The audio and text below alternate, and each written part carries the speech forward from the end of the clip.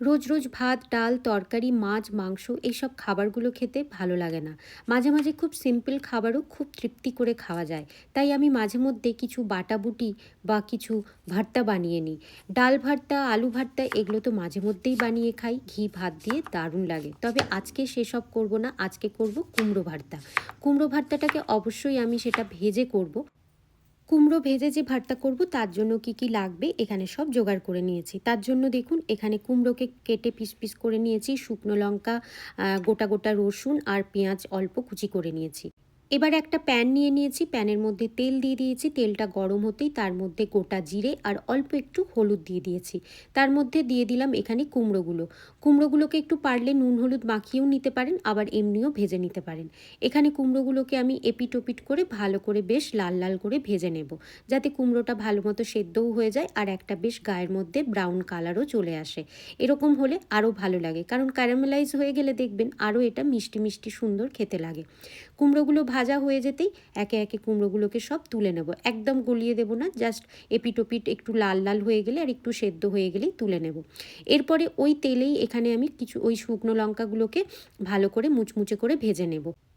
এরপর ওই প্যানেই যে গোটা রসুনগুলো রেখেছি রসুনগুলো আগে দিয়ে নেব। রসুনগুলো যেহেতু একটু ভাজতে টাইম লাগে আর রসুনগুলোকে খুব ভালো মতো ভাজতে হবে, তাই রসুনগুলোকে আগে অ্যাড করে দিলাম।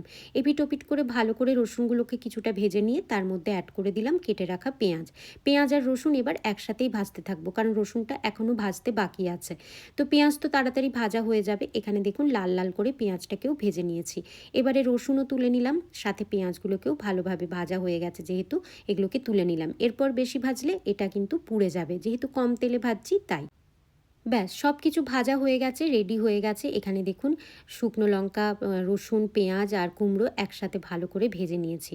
এবারে এগুলোকে ভালো করে মেখে নেব চটকে।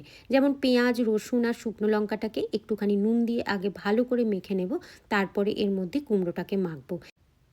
এই রকম কুমড়ো ভর্তা যদি গরম ভাতে খাওয়া যায়, এক থালা ভাত কোন দিক দিয়ে পেরিয়ে যাবে আপনারা বুঝতেই পারবেন না, এত ভালো লাগে। কুমড়োতে এমনি একটু মিষ্টি মিষ্টি স্বাদ, তার সাথে এরকম ঝাল ঝাল একটা আলাদা মাত্রা এনে দেয়। যখন খুব রিচ খাওয়া দাওয়া হয় বা একই ধরনের খাবার প্রায় দিন খেয়ে যাচ্ছি, তখন মাঝে মধ্যে এরকম কিছু বানিয়ে নিই। একরকম বানিয়ে নিলে খাটনিও কম হয় আর খেতেও কিন্তু খুব সুস্বাদু লাগে। আর এখানে দেখুন মাখা হয়ে যেতেই এর ওপর থেকে দিয়ে দিলাম বেশ কিছুটা কাঁচা পেঁয়াজ আর ধনেপাতা। তারপরে আবার এটাকে খুব ভালো করে মেখে নিলাম। কুমড়োর সাথে কিন্তু কাঁচা পেঁয়াজটার একটা দারুণ কম্বিনেশন, দারুণ লাগে খেতে। গরম ধোঁয়া ওঠা ভাত আর সাথে এরকম ভাজা কুমড়োর ভর্তা, আর কি চাই? আজকের দুপুরের খাবারটা জাস্ট জমে যাবে।